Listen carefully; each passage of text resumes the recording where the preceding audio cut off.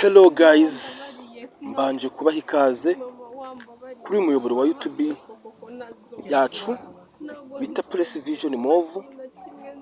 Mu by'ukuri ikinzanye aha ngaha ni ukugira ngo turebere hamwe iyi filime. Ese iyi filime iri kwerekeza kuki? Ese iyi filime ko twayikunze ubu ngubu inyigisho twakuramo ni iyihe, cyangwa se ubutumwa twakuramo ni ubuhe? Mu by'ukuri iyi filime bayita The Homeless Girl. Mu by'ukuri ni umukobwa w'imfubyi, niko nabivuga, umukobwa w'imfubyi warerewe ku muhanda, hanyuma aza kubura ababyeyi, ariko nyuma aza guhura n'umugiraneza ari we bita Lewis, noneho aza kuba yamugirira neza cyane. Nubwo se bitari byoroshye, mwarabyiboneye igihe mama Lewis igihe aba avuga ko adashaka Alice, ashaka ko Tricia ari we ukundana n'umuhungu we ari we Lewis. Mu by'ukuri mwabonye ko Lewis yashaka kumwereka ko akundanye na Tricia mu buryo bwo kwanga kubabaza mama we, ariko mwabonye ko ahantu bigeze. Niyo mpamvu ni kubabwira ngo mbanje gushimira abantu tugiranye kuri finali.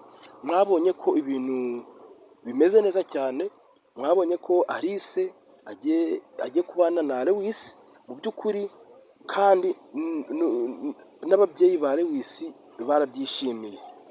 Mwabonye ko mama Lewis ahubwo saha iyi ngiyi Alice atamubereye umukazana, ubanza mama Lewis yanakiyahora, kubera ko bitewe n'ukuntu yamwumvisemo. Mwabiri yamusabye imbabazi ati Alice mbabarira, biriya byaje nk'impanuka, mbabarira. Mu by'ukuri guys, rero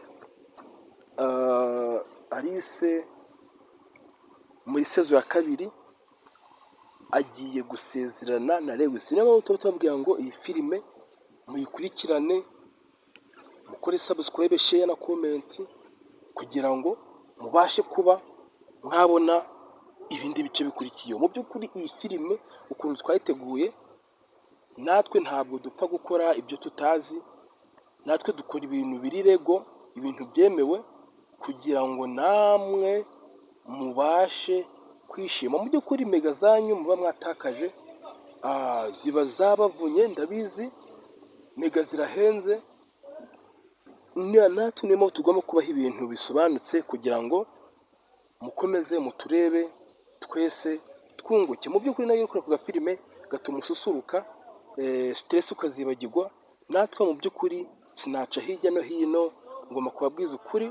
Iyo muturebye ni support muba muduhaye, ni nk'ibishoro muba muduhaye, kugira ngo natwe tubashe kwishima. Ese niyo nzu tuyishure, dore muri Kigali byaragoranye, imirimo yarabuze. Niyo mpamvu rero namwe mugomba kutureba, hanyuma mukadukubita iyo support, natwe tukiberaho neza.